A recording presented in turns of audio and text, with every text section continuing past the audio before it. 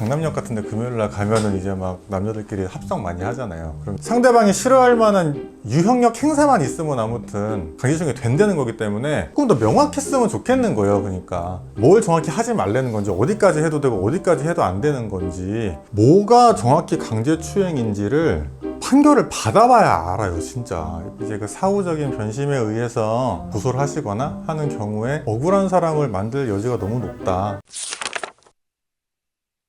안녕하세요. 저는 법무법인S에서 일하고 있는 박동찬 변호사라고 합니다. 강제추행의 그 성립 인정 범위가 좀 많이 넓어지게 되었어요. 이 전원합의체 판결로 인해서. 실제로 이 판결이 나온 이후에 조금 더 이제 조심해야 되는 측면도 있기 때문에 또 이 부분에 대해서 인식을 하고 계시면 좋을 것 같습니다. 이게 2023년 9월 21일 날 나온 판결인데요. 그러니까 이 판결 전에는 강제추행이 성립하기 위해서 그 수단으로서의 폭행이 상대방의 저항을 곤란하게 하는 정도에 이르렀어야 됐었거든요. 근데 이 판결 이후에는, 그러니까 23년 9월 21일 이후에는 불법적인 유행력 행사만 있으면은 강제추행이 인정이 되게 바뀌었어요. 그러니까 범위가 엄청 넓어진 거예요. 불법적인 유형력 행사로만 된다는 얘기는 뭐냐면, 그 폭행을 뭐 더 달리 어떻게 해석하는 게 아니라 기존처럼 그냥 그 폭행 그 자체로서만 해석을 하고 거기에 따라서 강제추행까지 바로 이어지게 한다는 그런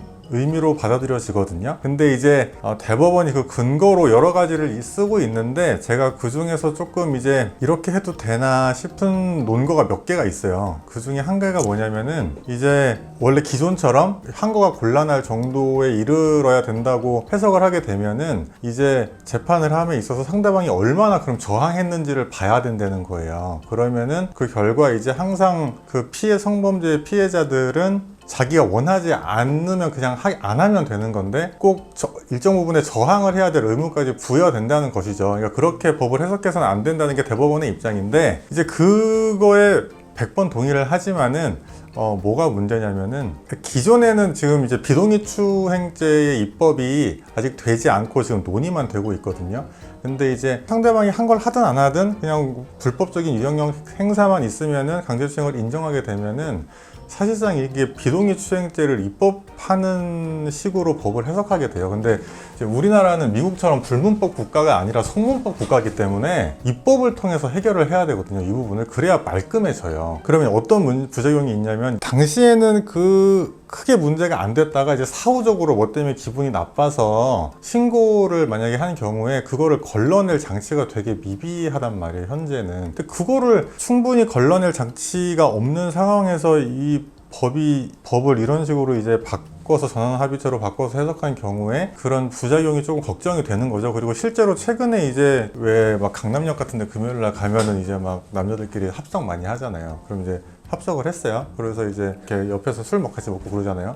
그리고 이제 술 먹다가 이렇게 신나면은 뭐 이렇게 볼도 좀 이렇게 만지고 얼굴을 좀 갖다 댄다거나, 뭐 아니면 이제 막 노래 나고 시끄러우니까 이렇게 막 붙어가지고 귀에다 대고 말할 수도 있고 그러잖아요. 9월 21일 날 나온 전원합의체 판결에서는 아무튼 상대방이 싫어할 만한 유형력 행사만 있으면 아무튼 강제추행이 된다는 거기 때문에, 제가 방금 말씀드린 뭐 양보를 수에 만지고 머리를 잡고 머리를 갖다 댄 게 강제추행이 될 것 같거든요. 이제 이 판결이 나온 이후로는 이 정도는 다 하지 않을까 싶은 거예요. 그러면은 조금 더 명확했으면 좋겠는 거예요. 그러니까 뭘 정확히 하지 말라는 건지, 어디까지 해도 되고 어디까지 해도 안 되는 건지.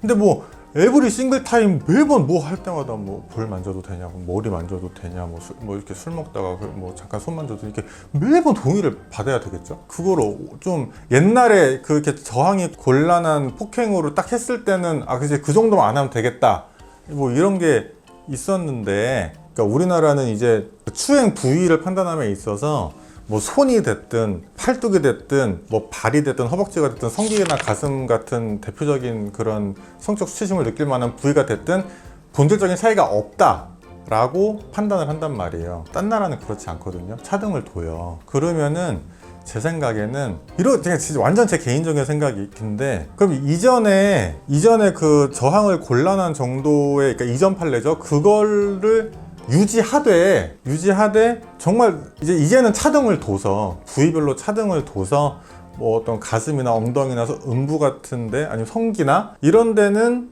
기습추행 범리를 계속 유지하고 그 외에 뭐 손이나 얼굴이나 이렇게 막 성적 수심이 무조건 느낀다고 이제 인정이 안 될 만한 부위는 이제 기존 판례 법리대로 가는 게 맞지 않을까. 제 생각은 그런데 이제 그런 식으로 하는 게 좀 자연스러울 것 같은데 이게 어떻게 될지 모르겠어요. 그러니까 이제 그런 부작용이 생기는 거죠. 근데 이제 제가 대학교에서 이제 법대 다닐 때 배운 게 뭐냐면 형법이라는 거는 이제 그 100명의 범죄자를 풀어주더라도 한 명의 억울한 사람을 만들면 안 된다. 이런 게 이제 대원칙인데 전원합의체처럼 이제 강제추행을 해석할 경우에 이제 그 사후적인 변심에 의해서 고소를 하시거나 하는 경우에 억울한 사람을 만들 여지가 너무 높다. 이런 걱정이 하나가 있고요. 또 다수 의견의 두 번째 논거 중에 또 제가 약간 좀 이게 맞나 싶었던 게 저항을 곤란하게 할 정도의 폭행이 없어도 이미 불법적인 유형력 행사만 가지고도 강제추행을 인정을 하고 있다는 거예요. 이미.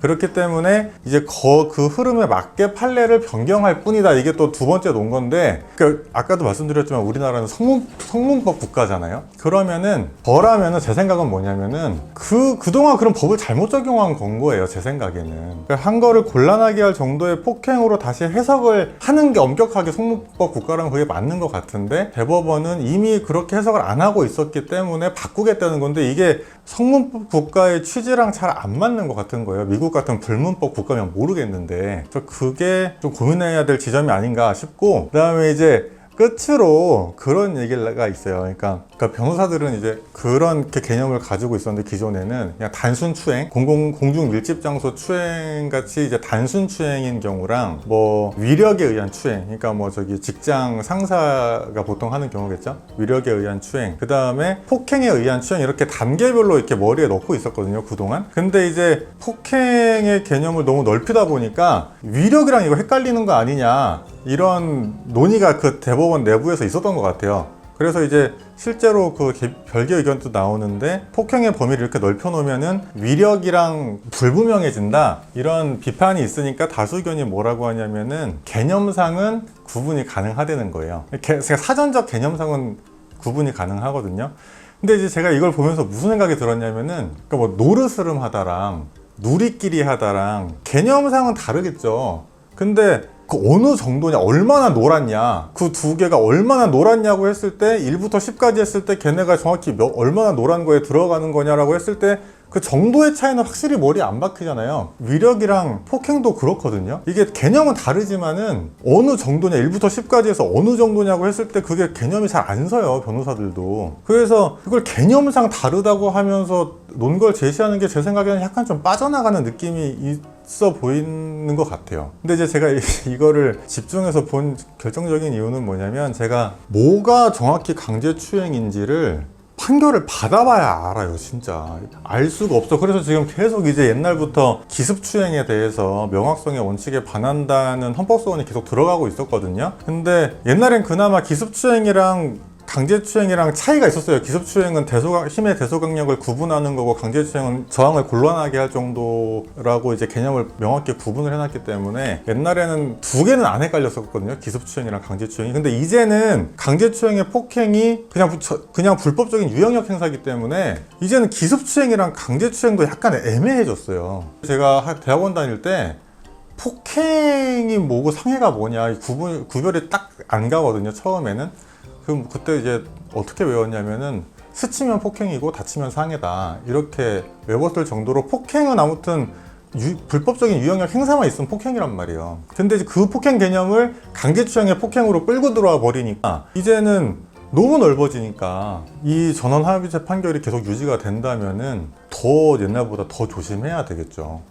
그럼 어떻게 살아야 되는지 잘 모르겠다 하시는 분들이 있잖아요. 어떻게 하는 게 안전한 방법이냐, 나는 이거 한번 뭐 공무원이거나 뭐 이래서 잃을 게 너무 많다, 안전하게 살 수 있는 방법을 알려달라고 하신다면은, 아직 우리나라는 비동의 추행죄가 입법이 안 된 나라지만은 입법이 된 것처럼 사시면 돼요. 항상 뭐 그냥 가볍게 놀거나 어떤 경우에라도 항상 스킨십에 앞서서 사소한 거라도 해도 되냐, 손잡아도 되냐, 뽀뽀해도 되냐, 뭐 잠깐 이렇게 머리 쓰다듬어도 되냐, 살짝 이렇게 어깨 쳐도 되냐, 뭐 이렇게 이런 식으로 매번 에브리 싱글 타임 동의를 받으시고 행동을 하시면은 안전합니다. 그러면은 사실 저도 그렇게 살고 있어요. 어떤 그런 스킨십을 함에 있어서 조금 더 주의가 필요하지 않을까, 이런 의미로 영상을 찍게 되었습니다. 그래서 앞으로도 더 좋은 컨텐츠로 찾아뵙도록 하겠습니다.